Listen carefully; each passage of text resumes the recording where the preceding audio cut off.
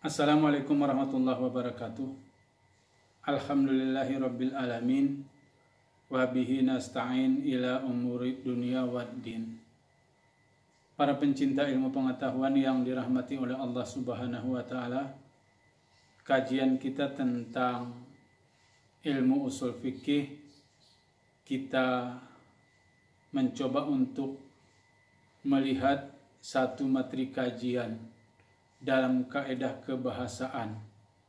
Kaedah kebahasaan atau sering disebut dengan turukul istimbat al-lughawiyah atau dalam bahasa Indonesia disebut dengan pola penalaran kebahasaan, melingkupi yang pertama adalah dari sisi cakupan makna.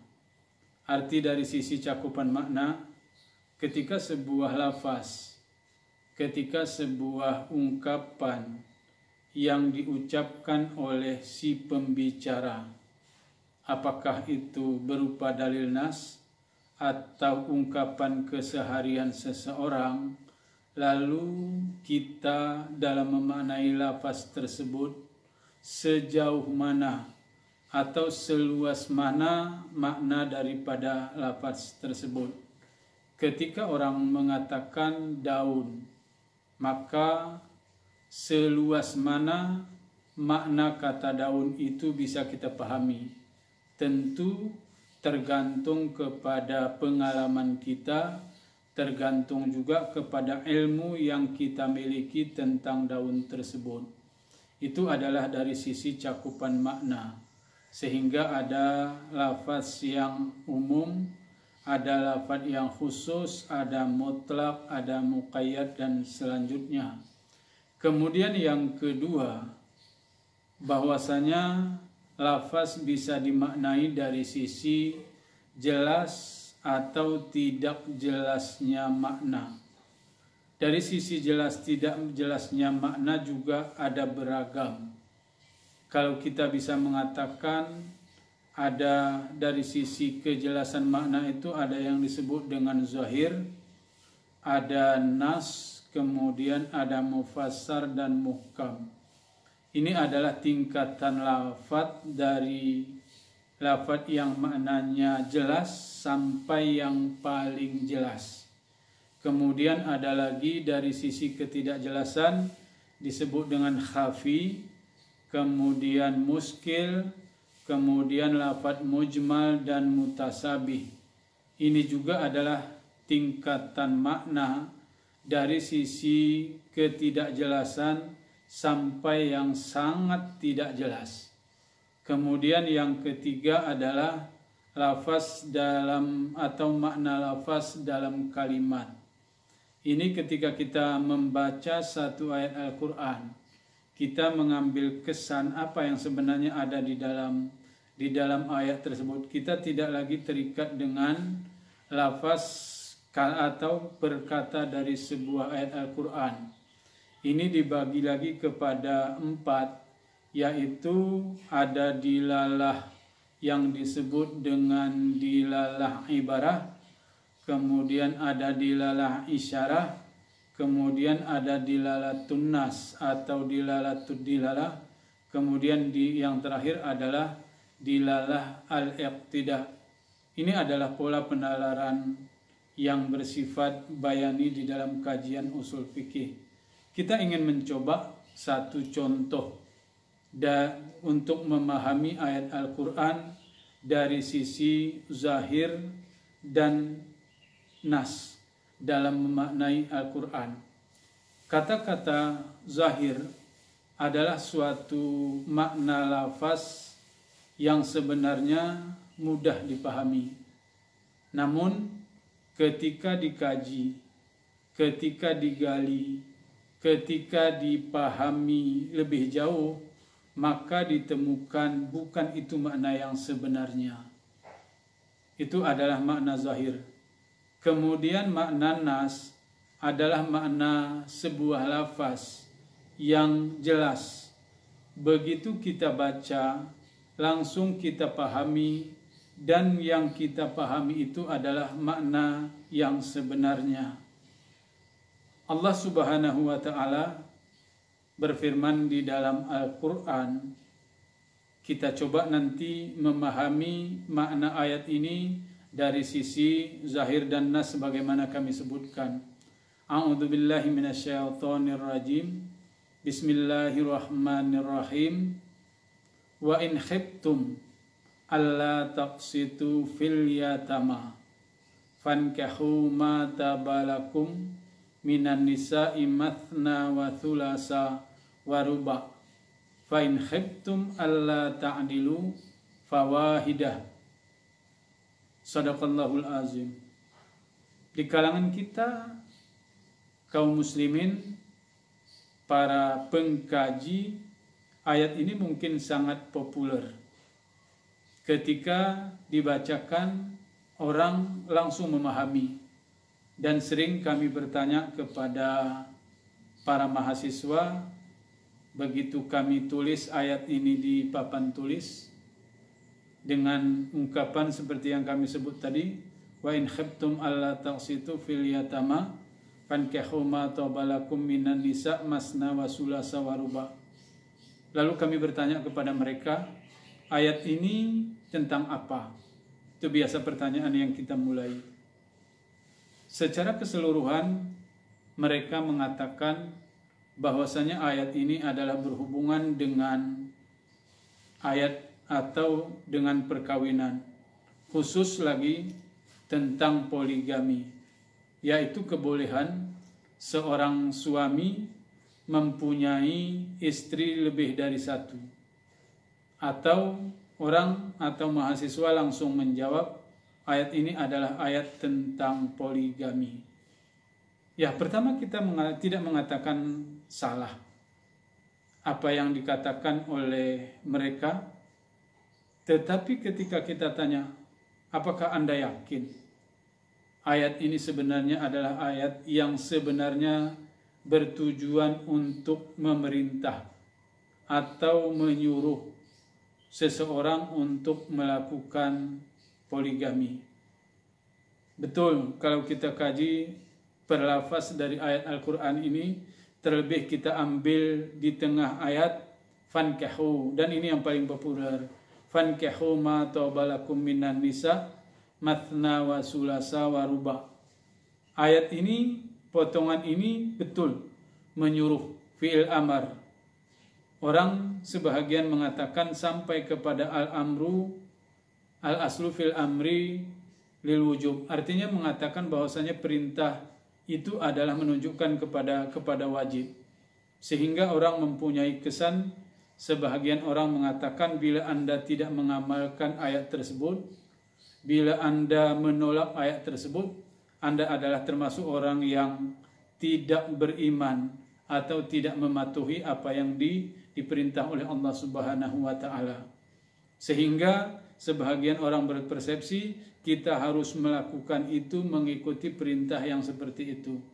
Lalu ketika mahasiswa mengatakan benar bahwasanya ayat itu adalah perintah, lalu saya tanya kepada sebahagian mahasiswa atau mahasiswi, betul ayat itu adalah sebuah perintah Allah. Tapi sekarang apakah Anda mau? Nah, ini pertanyaannya. Apakah Anda mau melakukan atau dipoligami secara takut, secara enggan? Mereka menjawab tidak mau. Lalu pertanyaan saya lanjutkan, kalau Anda tidak mau, sedangkan itu perintah Allah ada di dalam Al-Quran, kenapa perintah tentang salat yang disuruh oleh Al-Quran dengan perintahnya dirikan salat, diwajibkan atas kamu berpuasa, membayar zakat, melaksanakan haji dan seterusnya, kenapa Anda tidak pernah menolak dari sebuah perintah itu? Tetapi kenapa untuk hal ini kita di dalam hati kita merasa bahwasanya kayaknya tidaklah memunculkan kesan sebagai sebuah keharusan untuk dilakukan? Kenapa ada di dalam hati kita?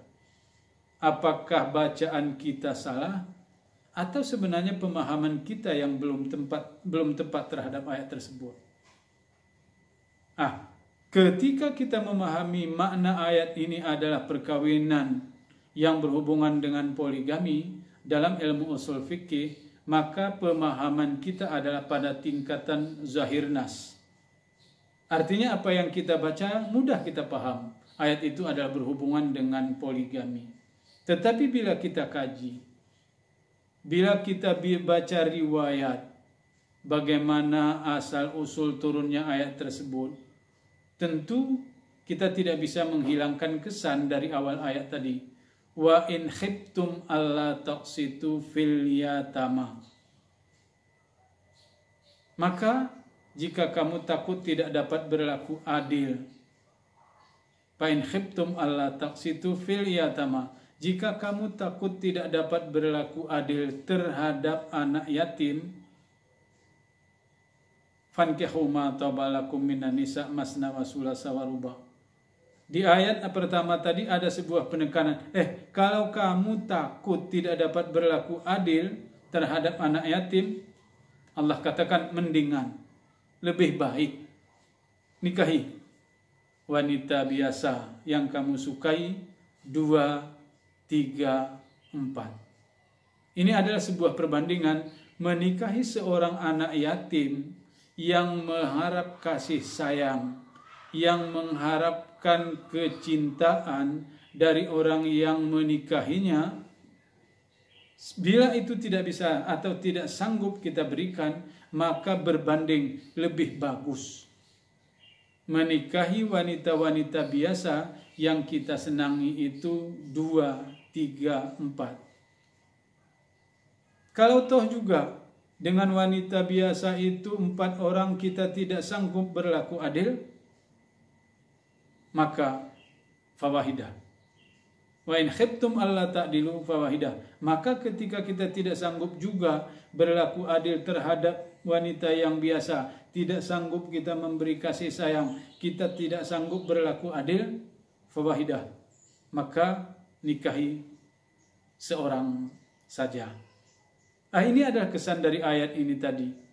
Jadi ada ulama di samping itu juga memahami kenapa ungkapan yang ada di dalam ayat ketika berbicara poligami tadi, ketika berbicara tentang perkawinan tadi, atau ketika dianjurkan untuk menikah dengan wanita biasa, tidak diperintahkan dengan 1, 2, 3, 4. Kenapa dimulai dengan angka 2? Saya sering membuat ilustrasi kepada mahasiswa dengan ungkapan ketika kita minta jajan kepada orang tua. Sering mungkin di antara kita atau kita yang sudah tua dulu meminta kepada orang tua kita, Bu, minta jajanlah untuk hari ini. Lalu ibu berikan, berapa jajan kita per hari? Dia berikan. Lalu ketika dia berikan, kita minta lagi, Bu, minyak Hondanya mana? Diberikan lagi. Lalu minta lagi, Bu, mana untuk harga untuk makan siang? Dia kasih lagi. Lalu karena dia kasih terus, lalu akhirnya orang tua kita mengatakan ketika kita minta, nggak ada uang lagi, udah habis. Tapi pulsa saya, Bu, udah habis, kayak mana? Nanti saya nggak bisa cari bahan, saya nggak bisa ini, nggak bisa itu. Orang tua tetap katakan, nggak ada lagi, udah habis. Ada uang ini untuk adik-adik kamu, nanti dia juga sekolah. Kakak kamu juga sekolah, nanti untuk apa? Mana berjajan untuk mereka? Tapi dengan merasa kesal juga kita meminta, Bu, sedikit lagi lah. Akhirnya apa kata ibu kita? Ini ambil untuk kamu semua. Dengan rasa kesal, orang tua kita mengatakan, ini ambil untuk kamu semua. Akhirnya apa yang terjadi? Ketika dia mengatakan ini untuk ambil untuk kamu semua, tentu saja tidak mengatakan dengan kata-kata satu, tetapi dengan kata-kata yang tidak terhitung jumlahnya, melebihi dari angka 1. Karena itu sebagian ulama mengatakan bahwasanya ungkapan fankihu ma tabalakum minan nisa masna wa sulasa wa ruba, karena tradisi masyarakat Arab dulu ketika ada seseorang yang meninggal dunia atau seorang ayah yang meninggal dunia lalu dia meninggalkan anak yatim, anak gadis atau anak yatim yang perempuan, biasanya mereka melirik anak yatim tersebut untuk dinikahi karena orang tuanya meninggalkan harta yang banyak. Karena meninggalkan harta yang banyak, dengan menikahnya kita dengan anaknya, maka harta itu menjadi milik kita. Karena itulah niat kasih sayang tadi tidak ada sebenarnya yang diberikan di situ, sehingga Allah memberi penekanan di situ. Wa in khiftum alla taqsitu fil yatama. Jika kamu takut tidak dapat berlaku kasih sayang, tidak dapat berlaku adil, tidak bisa memberikan apapun seperti yang diharapkan oleh seorang anak yatim, mendingan kamu nikahi wanita biasa 2, 3, 4. Kalau juga toh tidak bisa, nikahi satu orang saja. Ini adalah sebuah pemahaman. Ketika kita sampai kepada pemahaman tingkat kedua ini, baru kita ambil sebuah kesimpulan bahwasanya kesan yang bisa kita pahami dari ayat ini, dasarnya adalah dasar yang esensi dari sebuah perkawinan tetap pada monogami. Tetapi tidak menutup kemungkinan, bukan sesuatu hal yang makruh, bukan sesuatu yang dasarnya haram, kalau bisa kita tegaskan, bukan sesuatu hal yang haram ketika seseorang melakukan pernikahan itu dengan poligami. Tetapi ditetapkan unsurnya boleh. Kalau memang harus melakukan poligami, maka batasi. Jumlahnya adalah 4 orang maksimal. Tidak boleh lebih. Batas maksimal adalah 4 orang. Sehingga ada batasan di dalam ayat ini. Ayat ini pertama adalah asas poligami, itu yang kita temukan. Yang kedua, kalaupun memang harus poligami, maka dibatasi dengan batasan 4 orang. Kenapa dibatasi? Karena tradisi dalam masyarakat jahiliyah adalah masyarakat yang ketika dia menikah dengan wanita dengan jumlah yang tanpa batas. Sehingga ketika sahabat Rasulullah datang kepada Rasulullah, "Hai Rasulullah, saya sudah menikah, saya mempunyai banyak istri. Lalu bagaimana hai Rasulullah dengan turunnya ayat ini?" Rasulullah memberi solusi kepada sahabat tersebut. Anda harus memilih di antara banyak itu 4. Hanya 4 yang boleh sesuai dengan ayat yang kita bacakan tadi, yang kita kaji pada saat ini. Itu menurut riwayat yang disampaikan oleh Rasulullah SAW, yang dilakukan oleh Rasulullah, atau solusi yang diberikan oleh Rasulullah kepada sahabatnya pada saat itu. Sehingga pembatasan itu menjadi penting. Kemudian yang lebih penting lagi, ada nilai di dalam ayat-ayat yang berhubungan, atau di dalam ayat yang berhubungan tadi. Pertama, ada di dalam ayat munakahat itu, atau prinsip munakahat itu, yang pertama adalah adanya kasih sayang. Kemudian yang kedua adalah berlakunya keadilan. Yang ketiga adalah menikah dengan seseorang itu atau dengan orang-orang itu adalah dengan batasan yang maksimal adalah 4 orang, tetap menekankan adanya keadilan.